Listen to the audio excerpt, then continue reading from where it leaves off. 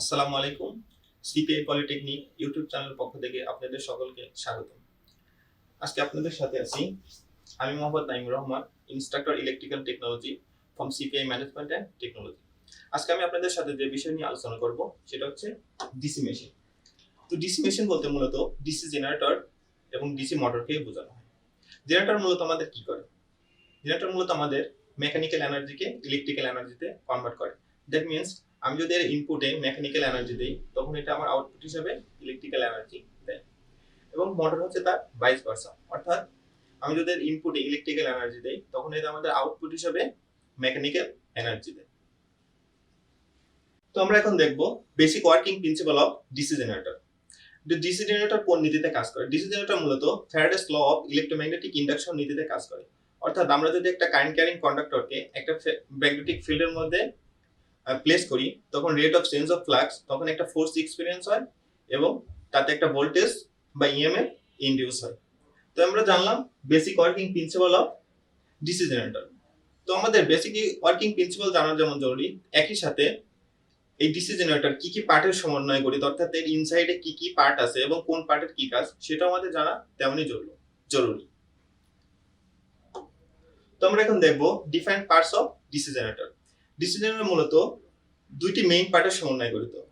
একটা হচ্ছে stationery part বা স্টেটর এবং অন্যটি হচ্ছে রোটেটিং পার্ট বা রোটর। তো স্টেশনারি পার্টের মধ্যে আছে আমাদের yoke or magnetic frame, pole cores and pole shoes, field winding, brushes and end covers. এবং আমাদের রোটেটিং পার্টের মধ্যে আছে armature core, armature winding, commutator and shaft. তো এই পার্টগুলো কোনটার কি কাজ আমরা একটু পর এটা নিয়ে ডিটেইলসে জানবো। আমরা এখানে different parts of DC generator দেখতে পাচ্ছি। অর্থাৎ একটা ডিসি জেনারেটরের ক্রস সেকশনাল এরিয়া দেখতে পাচ্ছি। ক্রস সেকশনাল এরিয়া মানে অর্থাৎ একটা মেশিনকে কাটলে তার ইনার সাইডে কি কি পার্ট আছে সেটা হচ্ছে ক্রস সেকশনাল এরিয়া।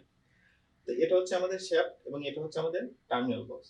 তো এই শ্যাফটকে যদি আমি কোনোভাবে প্রাইম মুভারের সাথে ঘোরাই তখন এর আশেপাশে যেহেতু ম্যাগনেটিক ফিল্ড আছে তখন এই ম্যাগনেটিক ফিল্ডের কারণে এখানে ফ্লাক্স কাট করার কারণে এখানে ভোল্টেজ ইনডিউস হবে, এবং এটাকে যদি আমি তারের মাধ্যমে লোডে কানেক্ট করি তখন আমাদের এটা জেনারেটর হিসেবে কাজ করবে।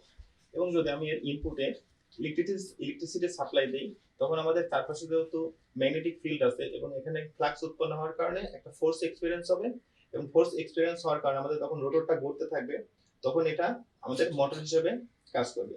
সো আমরা বলতে পারি কনস্ট্রাকশনাল দিক থেকে ডিসি জেনারেটর এবং ডিসি মোটরের মধ্যে কোনো পার্থক্য নেই, বোথ আর সেম। জাস্ট আপনি এটা কিভাবে ড্রাইভ করবেন এটার উপর ডিপেন্ড করে either act as a DC generator or act as a motor. তো আমরা এখন দেখব ডিসি জেনারেটরের বিভিন্ন পার্ট। প্রথমে আছে ইয়োক অর ফ্রেম। তো ইয়োক অর ফ্রেমের কাজ হচ্ছে দুইটি। ফার্স্ট অফ অল এটি ইনভেলপ বা এনক্লোজার হিসেবে কাজ করবে। সেকেন্ড হচ্ছে আমাদের যে ফ্লাক্সটা উৎপন্ন হয় এই ফ্লাক্সটাকে ইউনিফর্মলি ক্যারি করার জন্য এই ইয়োকটা কাজ করে।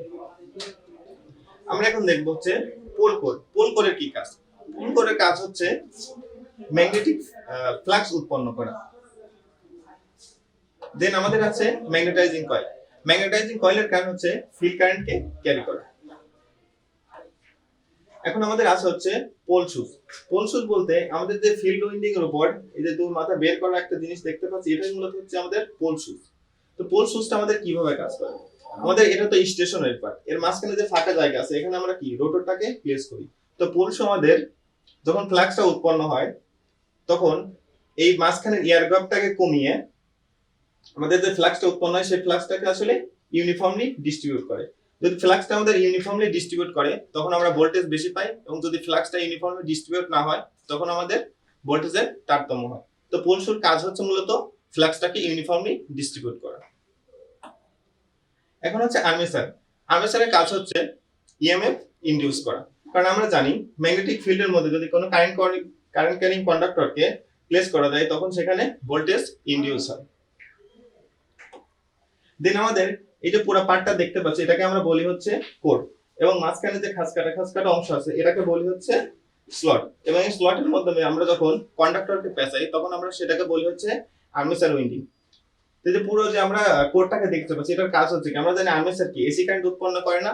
সো আমরা যে পাতলা ল্যামিনেটিং শীট ইউজ করতেছি এই কারণে কারণ আমাদের হিস্টোরিসিস এবং এডি কারেন্ট লস চলে আসে এসির ক্ষেত্রে, সো সেই লসটাকে আমরা অ্যাভয়েড করার জন্য এই পাতলা লেমিনেটিং শীটের কোরটা ইউজ করে থাকি। দেন আমাদের একটা ইম্পর্টেন্ট পার্ট হচ্ছে কমিউটেটর। কমিউটেটরের কাজ কি? আমাদের আর্মেচার মূলত কি এসি কারেন্ট উৎপন্ন করে, এই এসি কারেন্টটাকে ডিসি কারেন্টে কনভার্ট করার জন্য আমরা মূলত কমিউটেটর ব্যবহার করে থাকি। এবং আমাদের সর্বশেষ পার্ট হচ্ছে ব্রাশ। ব্রাশের কাজ আর কিছুই না, আমরা যে কমিউটেটরের মাধ্যমে ডিসি কারেন্ট পাচ্ছি, এই ডিসি কারেন্টটাকে মূলত লোডের সাথে সরবরাহ করার কাজই হচ্ছে ব্রাশ করে থাকে। So this is the basic construction of DC generator. Thank you. CPI Polytechnic.